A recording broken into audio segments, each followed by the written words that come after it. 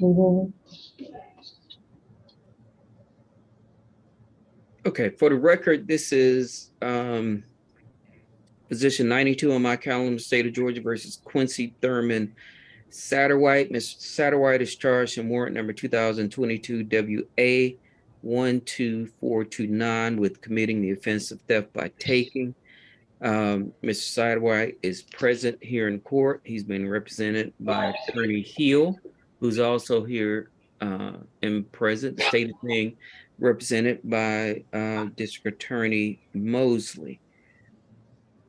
Ms. Mosley, would you um, call up your officer and swear him in?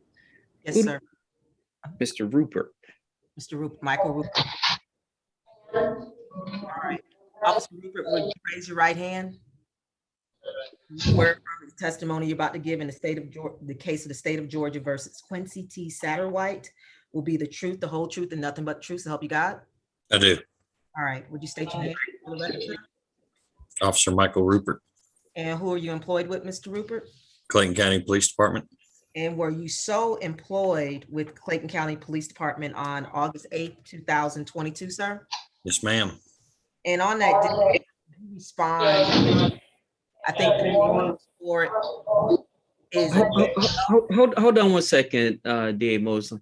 At the jail, can we cut down the background chatter? Or I'll place it on mute. So Mr. Satterwhite can hear, but we don't have the background. Thank you. Go ahead, D.A. Mosley. I'm sorry. Thank you, sir. Did you respond at around 4:30 to or 4:47 to a location of a get and go? Yes, ma'am. And what is the address and what county is that located in, sir? It's on Riverdale Road. It's in Clayton County. And sir, what was the nature of that call, sir?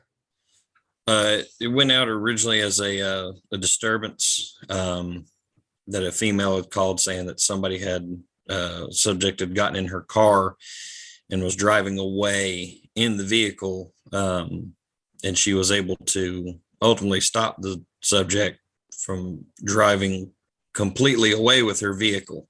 Let me stop you real quick, Officer Rupert. What was the name of the victim? Give me just a moment. I have it pulled up here.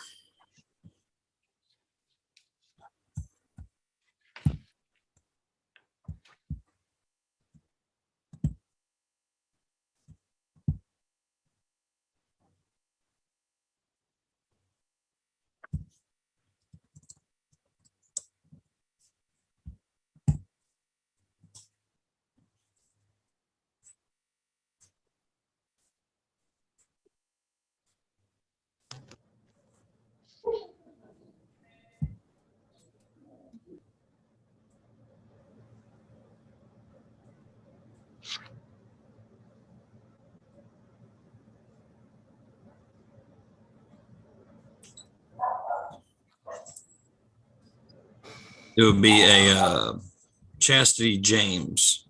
And sorry. When you made contact with Miss James, did she tell you what happened on that day, sir? Yes, ma'am. She pulled up to the gas station. She wasn't pumping gas. She pulled up to the front and she was going to go inside and get a drink and a couple snacks or whatever. She said when she was standing in line, she turned around and saw Miss Satterwhite in her vehicle and was pulling away, backing out, getting ready to drive down the road. And what did she do once she saw somebody driving away, attempting to drive away in her vehicle, sir?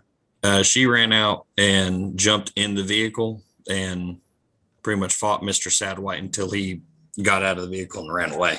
And what type of vehicle was this, sir? It was a sedan. Hang on, let me pull it up. I can tell you. I think I have exactly what it was. It was a Honda Accord. Okay. And when you arrived, was the person that she fought with to get them out of the car, was that person still at the scene at that time, sir? He was actually at a different gas station just across just up the street from where we were at. And when you say across the street or up across, how far of a distance would you say, sir? Just 300 yards, maybe at most. And did you make contact with the person that that the victim stated that she beat out of her car? Yes. So we just, me and the other officers, just took a walk. She gave a description of what he was wearing. And could you tell us, do you recall what the description that she gave you on that day in question of what the defendant was wearing?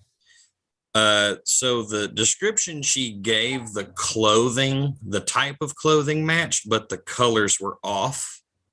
I don't remember originally what she said it were, but when we made contact, because we just were asking people, hey, have you seen somebody wearing this?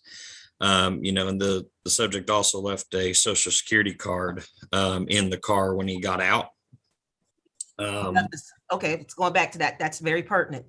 The name on the social security card that was left in the vehicle. It was Mr. Satterwhite's. And do you recall the full name? Just don't tell me Mr. Satterwhite. Like, what was the full name on that birth certificate, or not birth certificate, social security card that was left in the vehicle? Let's see. It was Quincy Satterwhite. Okay. And did you eventually make contact, find Mr. Quincy Satterwhite? We actually made contact with him twice. The first time we made contact was at the other gas station. And we were just asking everybody that we came in contact with at the gas station, hey, did you drop this? Do you know this person? And originally he said no, that it was not him and he didn't know that person. And the second time you made contact with him? So the second time we made contact with him was because one of the witnesses on scene somehow was looking up pictures of recent arrests and found out that he had a mugshot from Henry County. And she asked the victim, like, hey, was this guy? And she pointed out to him, yes. And so when they showed me, I took the picture and showed the other officer, and I was like, hey, is this that guy that we just made contact with down up there at the gas station? And he replied with, yes, that's exactly who that is. So the witness ID'd him via the picture, and we had actually seen him go into there was an adjacent apartment complex, and he had seen him walking in there. And that's when we made contact with him the second time. So the second time you went to the apartment complex, and did you make contact with the person of a Quincy Satterwhite? Yes, ma'am. And do I see him anywhere on this Zoom camera today? Yes, ma'am. Which one is it? He's the defendant in the jail. Could you describe just clothing, what you see of his clothing that he's wearing? He's wearing an orange jumpsuit. Okay, Your Honor, I'd like to record reflect that he's identified Mr. Satterwhite. Did you take Mr. Satterwhite back to the original scene of the crime? Yes, ma'am. So we took him into custody. When we got out to speak with him, he pretty much sat down on the ground and put his hands behind his back. So we took him into custody, and then the victims and the witnesses actually, 100% positively ID'd him. So the victim in the case positively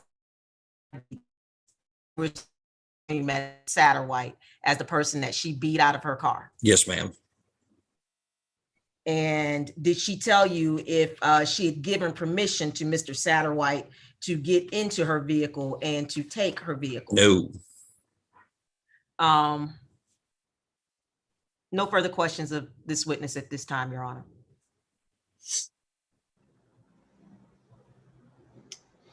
All right. Oh, just one quick question. I'm sorry. Attorney Hill, I apologize. Officer Rupert, do you remember the value? Were you able to get the value of the vehicle to the best of your recollection? Let me see. It was a 2014 Honda Accord. approximately maybe, 10 grand, $10,000 Thank you, sir. in its condition. Thank you, sir. I'm done, sir.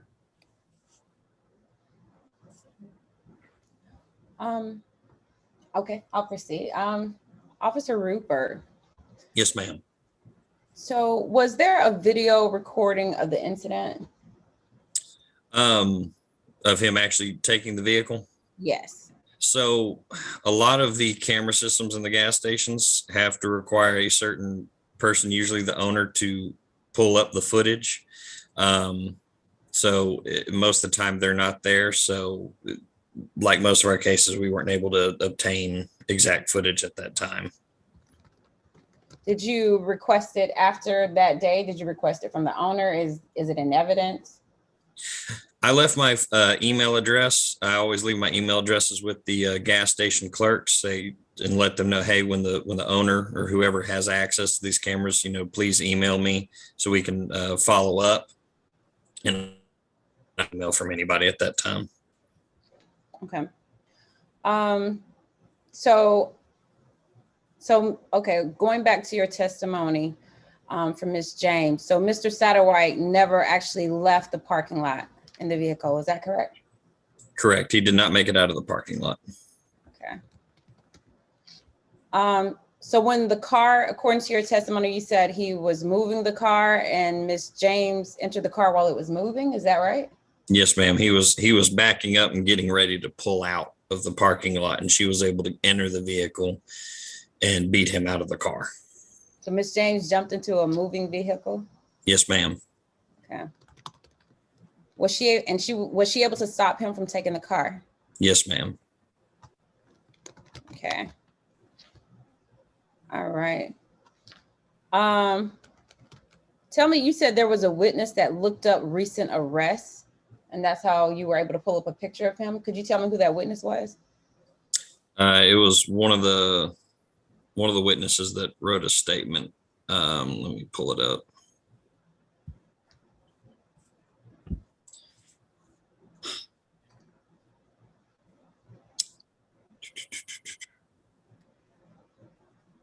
I believe it's going to be the Audrey James subject that's in my report as one of the witnesses.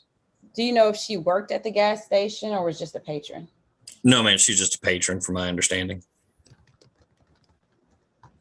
Okay. Did she witness the incident? Yes, ma'am, I believe so. Her and there was another gentleman, Mr. Gaither also. They were both on the scene. Did you take a statement from Mr. Gaither as well? Yes, ma'am. And what was the statement of Mr. Gaither? Do you remember the substance? I don't remember word for word, but I mean, they both stating, exactly what they saw. Okay. Were their statements consistent with Ms. James' statement that the car had actually moved? Yes, ma'am. Okay. Okay. Did you speak to Mr. Satterwhite? Did he make any statements to you? He really didn't speak. He just got done smoking a blunt that he'd put out as soon as we made contact with him the second time. So he pretty much just relaxed in the back of my car. Okay. Did you ask him whether or not he took the car? I'm sorry? Did you ask him whether or not he took the car? No, he wouldn't talk to us. So. Okay.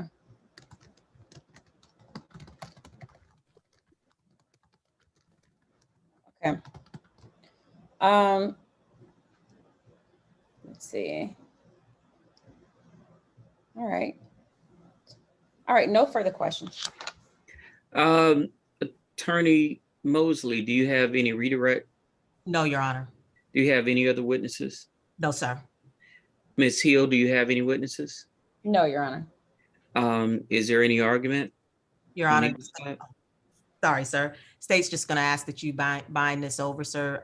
There's enough probable cause that the defendant did hop into a vehicle that which he did not belong to him, did take it Even though he might not have made it successfully out of the parking lot, he did back it up in attempts to leave the parking lot, which caused the victim, the owner of the vehicle, to jump in and beat him out of the vehicle. He left his identification of a social security card in that vehicle, and the officer was able to later identify him with the help of some eyewitnesses and the victim. So we ask that you bind this over as a theft by taking, because he did take it, backed it out of its parking space without the permission of the owner, sir. Thank you. Ms. Hill, do you have any argument? Your Honor, I would ask that you dismiss or reduce the charge to criminal trespass because he did not take the car. He did not leave the scene. He did not exit the parking lot. It doesn't appear that he was, to me, it doesn't appear that he was ever able to gain exclusive control of the vehicle because Ms. James came out and retook control of the vehicle. And so for that reason, it seems to be more of a criminal trespass and interference with her personal property. So for that reason, we'd ask that you reduce the charge to a misdemeanor criminal trespass. I'm going to find that the evidence is sufficient to bind this case over to the Superior Court under theft by taking. The fact that his intent, where it appears some testimony, may have been frustrated, does not negate what was the initial intent. So criminal trespass is interference with someone's enjoyment of the property. Theft by taking is an attempt to take over the possession of the property, which testimony clearly shows. So I'm going to bind it over to the Superior Court of Clayton County as charged. Thank you, Your Honor. Thank you. Okay. What's our next case? And Judge, I do have an update. I did hear from Attorney Florio, and we're still live on YouTube. Oh, okay. Sorry.